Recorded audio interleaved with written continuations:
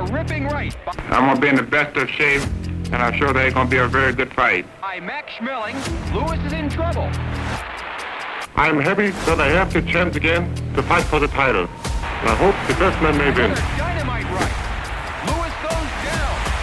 Referee Arthur Donovan signals. The year is 1938. Joe Louis is in the prime of his reign, carrying the weight of a nation as he looks to right the only wrong of his career. After a string of dominant performances that cemented his place as the heavyweight champion, including brutal knockouts over former champions like James J. Braddock and Max Baer. But now comes a calculated technician with a surgeon's precision and a right hand like a hammer, the patient but deadly strategist that is Max Schmeling. Max, what makes you think that you can lick him? Well, I saw him fight Paulino. I saw a picture of Baer Lewis. I think I have a big chance to beat him.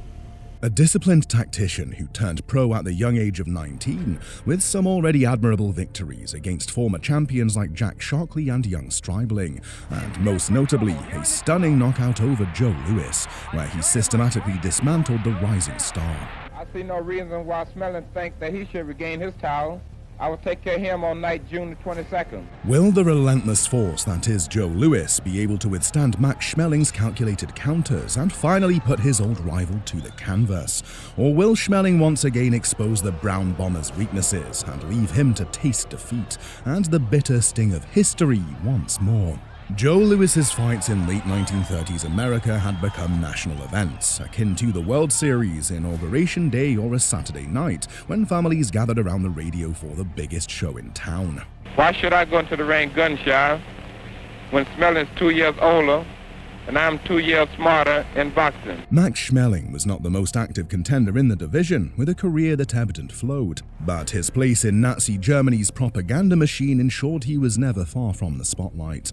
Being held up as proof of Aryan superiority, forced into a role far bigger than boxing, and carrying the expectations of a regime that saw him as more than just a fighter will typically alter your career path.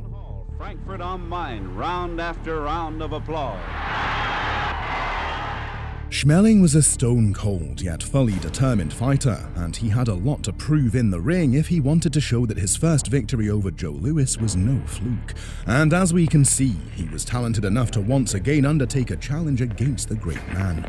While Joe Louis was already seen as one of the greatest heavyweights of his time, his rematch with Max Schmeling carried stakes far beyond the ring. With the weight of a nation and much of the world watching, many were eager to see how Louis would respond to the man who had handed him his only defeat. Fight night arrived on June 22nd, 1938, and while Schmeling carried the confidence of a man who had already toppled the champion once before, Louis's cold, silent focus spoke louder than any pre-fight bravado. There was no need for intimidation, only the promise of swift and violent redemption.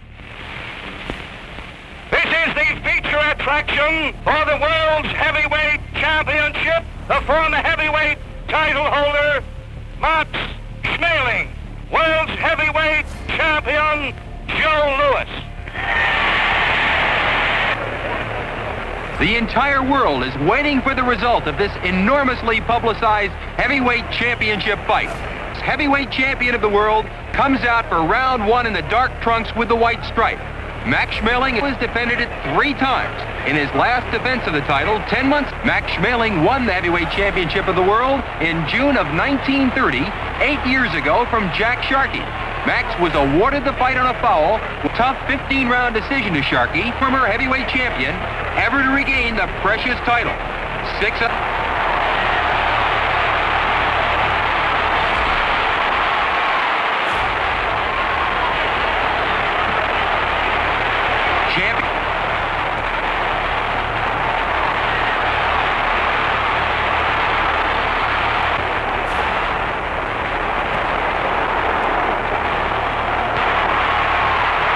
explosive right to the jaw hurts Max Schmeling.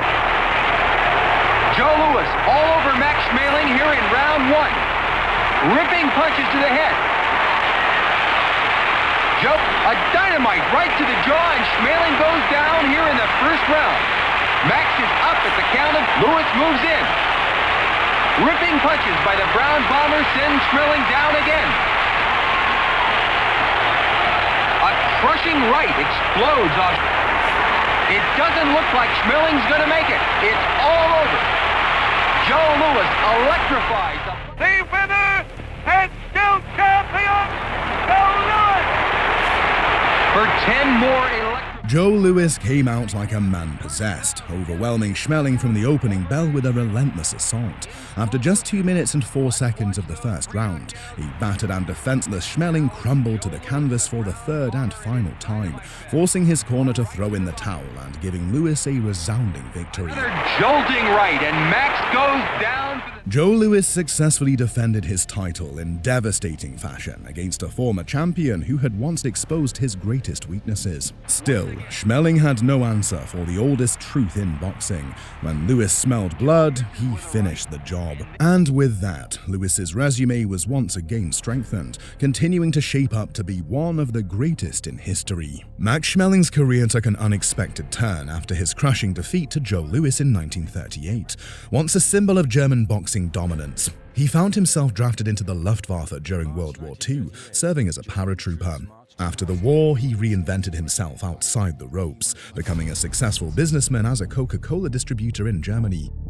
While his days as a heavyweight contender had long passed, his legacy took on a new shape, not just as a fighter, but as a man of character. In a final act of sportsmanship and friendship, he even helped Joe Louis financially when the former champion fell on hard times. And with that, Schmeling's story was no longer just one of victories and defeats. It became a testament to redemption, loyalty, and the power of second chances. He lived to age 99, his legacy extending beyond the ring in ways few could have imagined.